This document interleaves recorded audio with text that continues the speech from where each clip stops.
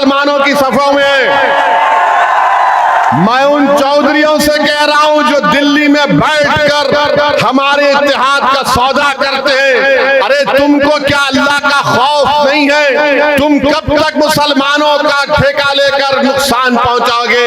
अरे बताओ तुम इन लोगों को कि आज मोदी अगर जीतता है तो मुसलमानों की वजह से नहीं, मोदी अगर जीतता है तो उसने अपने आप को एक बड़ा लीडर बना दिया, हिंदू हृदय सम्राट कहकर वो तमाम मेजॉरिटी कम्युनिटी को एक करने की कोशिश कर रहा है। अरे नरेंद्र मोदी ने भारत की सियासत में मुसलमानों को मार्जिनलाइज करके रख दिया। आज भारत की सियासत में नक्शे में तुम कहीं पर नहीं हो। तुम अकोला की सरजमीन पे हजारों की तादाद में इस गुनाहगार और दीवाने की बात सुनने आए हो, मगर मेरे भाई बताओ तुम्हारा भारत की सियासत में कहां है तुम्हारा निशान? बताओ। तुम अगर ये समझते हो कि असदुद्दीन ओवैसी और इम्तियाज जलील है, नहीं, भारत की पार्लियामेंट में, महाराष्ट्र की विधानसभा में एक असदुद्दीन और इम्तियाज जलील नहीं, बल्कि ऐसे 50-60 इम्तियाज जलील महाराष्ट्र और पार्लियामेंट में होना चाहिए। क्यों नहीं हो रहा है? क्योंकि तुम मुत्तहिद नहीं हो। तुम यहां जलसे में आ गए हो, तुम नारे लगा रहे हो, मगर जब वोट डालने की बात आती तो तुम्हारे दिमाग में एक चीज डाल दी गई है, सेकुलरिज्म, सेकुलरिज्म। अरे जो संविधान में सेकुलरिज्म लिखा गया मैं उसको मानता हूं, तुम सियासी सेकुलरिज्म को मत मानो खुदा के लिए। क्या मिला तुमको? तुमने मस्जिद को खो दी सेकुलरिज्म के नाम पर, तुमने मेहरौली की मस्जिद को खो दी सेकुलरिज्म के नाम पर। तुम्हारी हमारी शरीयत में मदाखलत की बात हो रही है। मेरे भाई बेदार हो जाओ, सिर्फ वोट डालने वाले मत बनो। तुम कोई बकरे नहीं है कि हर एक के पीछे चलोगे। तुमको शेर बनना है, तुमको कौम की क़ियादत करना है, तुमको मुल्क को लेकर आगे बढ़ना है। ये मजलिस इत्तेहादुल मुस्लिमीन का पैगाम। हम कोई भेड़ बकरियां नहीं है कि कोई लकड़ी लेके आएगा, चल हमारे पीछे चल। अरे बहुत चले, किसी कौम के लिए 20 साल, 30 साल, 40 साल बहुत हो गया। तुम कब तक भेड़ बकरियों की तरह चलोगे? क्या तुम में एतमाद नहीं है? क्या तुम में कॉन्फिडेंस नहीं है? क्या तुम मुल्क की क़ियादत नहीं कर सकते? क्या तुम लीडर नहीं बन सकते? क्या तुम असदुद्दीन ओवैसी से बेहतर कायद नहीं बन सकते? तुम बन सकते, सिर्फ शर्त यह है कि तुम अपने आप में एतमाद पैदा करो। थाली मारने के लिए नहीं कह रहा हूं, थाली मारने के लिए नहीं कह रहा हूं। मैं चाहूंगा कि मेरी आंख बंद होने से पहले तुम लीडर बनो, तुम मुसलमानों के कायद बनो, तुम इस गरीब कौम के इंसाफ के लिए लड़ो। और अगर तुम सिर्फ वोट डालने वाले बनना चाहते तो कुछ नहीं होने वाला है, कुछ भी नहीं होने वाला है। एक मस्जिद चले गई, खुदा ना खास्ता कई मसाजिद चले जाएंगे। कल शरीयत में मदाखलत हो जाएगी, बच्चे थोड़े जेल में हैं, कल पूरे जेल में चले जाएंगे। बताओ मेरे भाई, अब आप क्या करने वाले हैं? आप क्या वोट डालेंगे या वोट लेंगे? बताओ मुझे, आप वोट लेंगे या वोट डालते रहेंगे? बताओ आप कितने लोग वोट लेना चाहते हैं? हाथ उठाओ। देखो, अल्लाह को गवाह रखकर हाथ उठाना। दोबारा पूछ रहा हूं, वोट लेने वाले बनोगे? ये डाइस पे बैठने वाले हाथ उठा रहे नहीं उठा रहे? ये नियत कर लो, आप नियत कर लो, इंशाअल्लाह बोलो कि अल्लाह हम वोट लेंगे इंशाअल्लाह ताला। क्या महाराष्ट्र से आप इंशाअल्लाह ताला महाराष्ट्र के आने वाले लोकसभा इलेक्शन में आप 3-4 मुस्लिम एमपी को कामयाब करेंगे? जोर से बोलो इंशाअल्लाह, जोर से बोलो। महाराष्ट्र से 4 मुस्लिम एमपी कामयाब करेंगे? मेरे भाई, किसके कामयाब करेंगे? किसके कामयाब करेंगे? किसके कामयाब करेंगे? आवाज आवाज नहीं आ रही? जोर से बोलो ताकि शिंदे को मालूम हो जाए, फडणवीस को मालूम हो जाए, शरद पवार को मालूम हो जाए, अमित शाह को मालूम हो जाए और मोदी को मालूम हो जाए कि महाराष्ट्र से मंजलिस के 4 मुस्लिम एमपी कामयाब होंगे इंशाअल्लाह। ये चीज पैदा करो। ये सेलफोन लाइटा लगाना नहीं है, अभी दिमाग में बत्ती जलाओ, दिमाग को खोलो, सीने को चौड़ा करो, डर डर कर घुट घुट कर जिंदगी मत गुजारो, शेरों की तरह जिंदगी गुजारो। ये जिंदगी चंद दिनों की है, गुलामी करने के लिए नहीं है। क्या तुम नहीं देख रहे मेरे भाई कि अशोक राव जो मुझे गाली देते थे, उनके चमचे जो मुझे गाली देते थे, आज मोदी के पैरों के पास बैठकर गपागप चाय पी रहे हैं। कल तक बी टीम बोलने वाले आज खुद मोदी के पास जाकर राज्यसभा की मेंबरशिप अशोक राव ले रहे हैं। मैं पूछना चाहता हूं जो मुझ पर इल्जाम लगाते थे बी टीम का, अरे असली टीम तो तुम हो आरएसएस की, क्योंकि मैं सच्चाई को बयान कर रहा था तो तुमने मुझ पर इल्जाम लगाया। अब जिसको कहा गया कि इंदिरा गांधी का तीसरा बेटा, ये मैं नहीं कह रहा, उनका लीडर बोला, वो भी मुझे गाली देता था। अब सुना है कि वो भी जाने वाले हैं बीजेपी में। आप बताओ फिर कौन बी टीम है? कौन बी टीम है मेरे भाई? अजीत पवार के चमचे हम पर उंगलियां उठाते थे, असदुद्दीन ओवैसी आएगा तो फुला कर देगा। मैं बोलता था याद रखो अल्लाह इनके चेहरों को दिखाएगा। अब अजीत पवार किधर बैठे हैं? अजीत पवार उधर बैठ गए जाकर, और अजीत पवार बोल रहे कि मैं अपनी घरवाली को अपनी बहन के खिलाफ लड़ाऊंगा। अब आप बताओ ये क्या मामला हो रहा है महाराष्ट्र में? मेरे भाई, कांग्रेस के कई लोग बीजेपी में भाग रहे हैं। एक उनका बंबई का लीडर, है, बड़ा नमूना है। उसको खाली इफ्तार की दावत याद आती, उसके आगे पीछे कुछ भी नहीं। हैदराबाद को आया तो हैदराबाद में आकर बोलता था तेलंगाना के इलेक्शन में असदुद्दीन ओवैसी के हल्के में जलसा कराओ, मैं आऊंगा। मंजलिस के खिलाफ करो, मंजलिस को रोको। अरे बेशरम, 1.5 महीने में तू चला गया बीजेपी के साथ। कहां गया तुम्हारा वो ईमान और खीरत की बातें करने वाले? वो चले गए। अब वहां पर बैठकर हमको यहाँ थे पुरानी पार्टी में असदुद्दीन ओवैसी, इम्तियाज जलील बी टीम। मेरे भाई याद रखो, हमेशा नुकसान हमको मुसलमानों से पहुंचा। टीपू सुल्तान को शहीद करने वाले, गद्दारी करने वाले कौन? मुसलमान। सिराजुद्दौला को धोखा देने वाले कौन? मुसलमान। करबला के मैदान में इमाम हुसैन को शहीद करने वाले कौन? मुसलमान।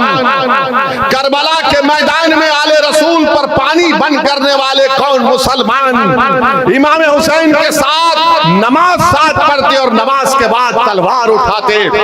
मेरे भाई याद रखो, अपने सफों में जो मुनाफिकीन छुपे हुए उनको पहचानो। आपके और हमारे सफों में जो मोदी, अमित शाह और ये तमाम पार्टियों के लोग छुपे हुए नास्तीन के सांप को पहचानो।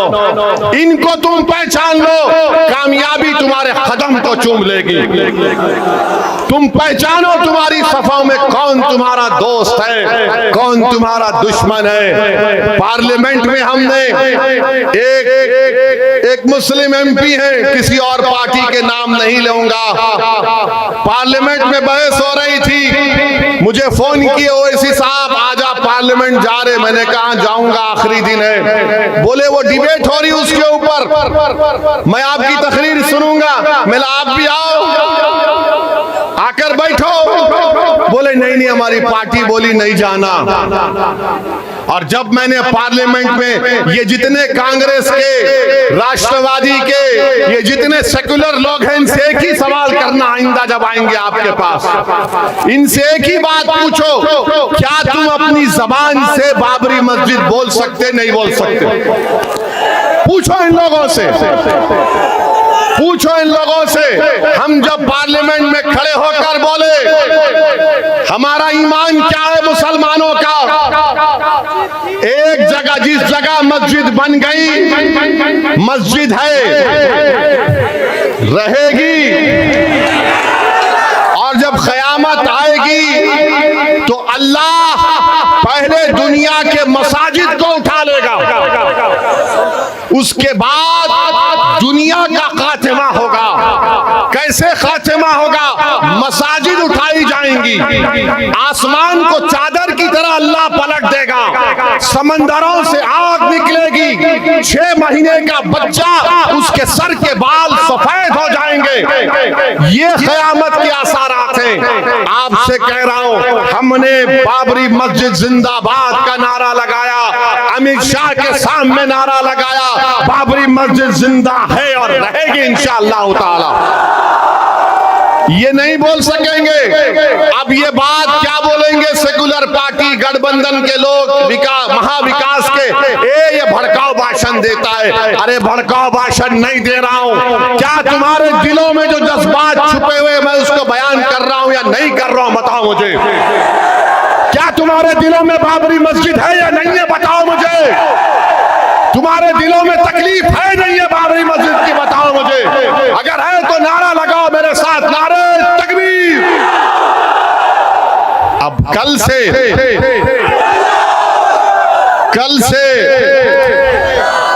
से ये तमाम तोते मैना शुरू हो जाएंगे। ओवैसी ऐसा नहीं बोलना था, ये क्या बोल रहा, ये क्या जरूरत थी? हो गया ना, ये सब खत्म करो, भूल जाओ, आगे बढ़ो। अरे तू अपने बाप को, अपनी अम्मा को नहीं भूल सकता तो मैं अपनी मस्जिद को भूलूंगा? भूल जाना है, खत्म कर। क्या कितना 30 साल हो गया? अरे 30 साल नहीं, यहूदी क्या करते? हिटलर ने 6 मिलियन 60 लाख यहूदियों को कत्ल किया। कब किया? 1930 में। हम 2024 में आ गए।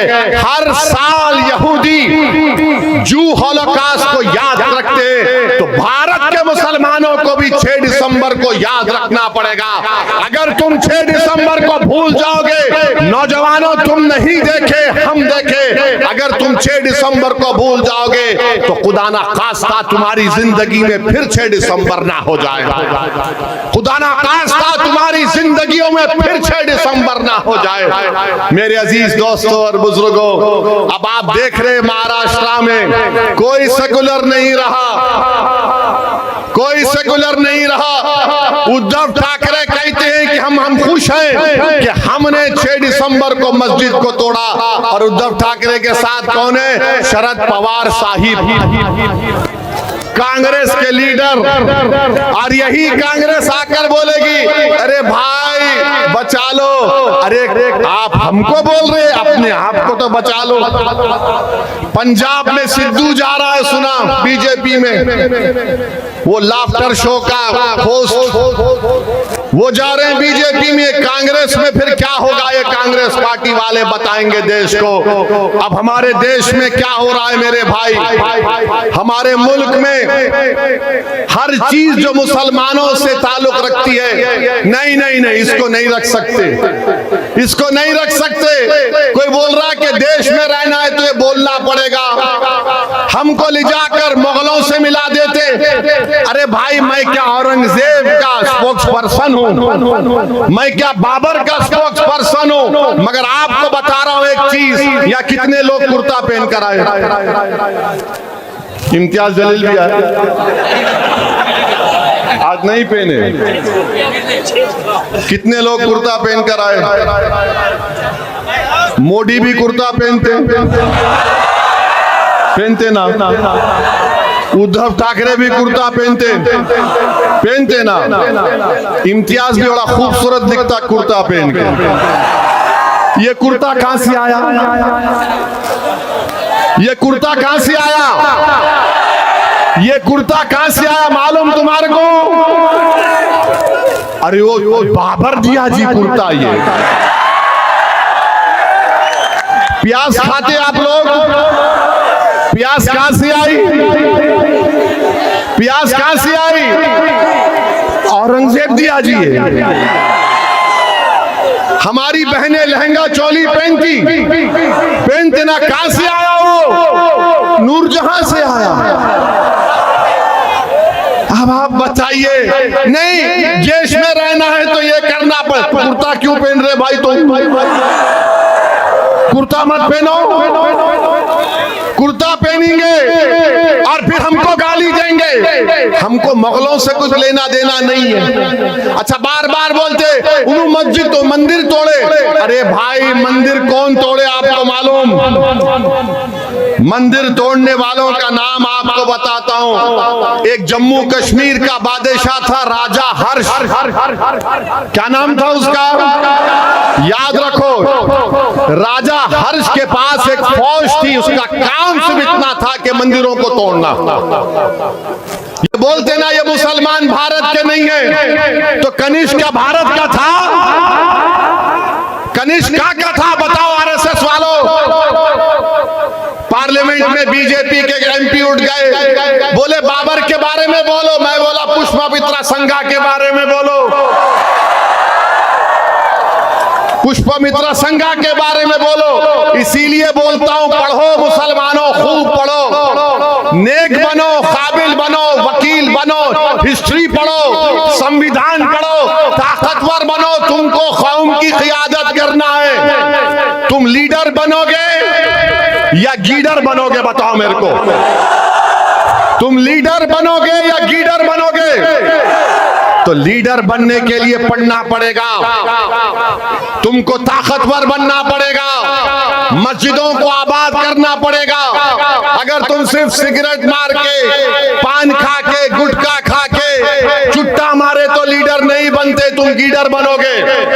तुमको अगर कौम की क़ियादत करना है तो अपने दिलों में अल्लाह का खौफ पैदा करो।